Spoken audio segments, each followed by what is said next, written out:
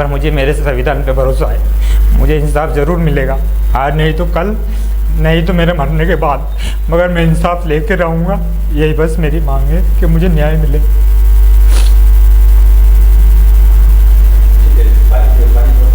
अब 30 साल से मेरे पापा केस लड़ रहे हैं, मेहनत मजदूरी करके खेती बाड़ी कर रहे हैं और उसी में से कमा के हमारे परिवार का भरण पोषण भी कर रहे हैं। मगर हमारे चाचा हमें आते जाते कुएं पे धमकी देते रहते और हमारी जान को, पूरे परिवार की जान को खतरा है। हम हमारे खेती पर ही रह रहे हैं और खेती कर रहे हैं, मगर प्रशासन की तरफ से हमारे साथ नाइंसाफ़ी हो रही है और हमें इंसाफ नहीं मिल रहा। 30 वर्ष से हम कोर्ट कचहरी गए, कभी उज्जैन, कभी कलेक्टर महोदय के यहाँ, कभी गरोड, कभी भानपुरा तहसील और न्यायालय में भी हम गए हैं, मगर हमें इंसाफ नहीं मिल रहा है और हमारे साथ नाइंसाफ़ी हो रही है और मेरी जान को खतरा है और मैं इंसाफ चाहता हूँ। बस इतनी सी बात है, मुझे इंसाफ नहीं मिल रहा, मुझे न्याय चाहिए।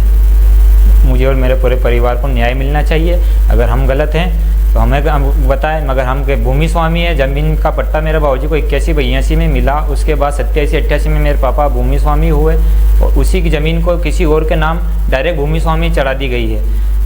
और प्रशासन ने 2020 में भी जांच हुई तो उसमें उसको गलत माना है और 2021 में भी अभी न्यायालय में चल रहा है मेरा मामला, मगर मुझे न्याय मिलने में बहुत देर हो चुकी है। 30 साल लग चुके हैं, इतना समय नहीं लगना चाहिए, मगर मुझे मेरे संविधान पे भरोसा है, मुझे इंसाफ ज़रूर मिलेगा, आज नहीं तो कल, नहीं तो मेरे मरने के बाद, मगर मैं इंसाफ लेके रहूँगा। यही बस मेरी मांग है कि मुझे न्याय मिले।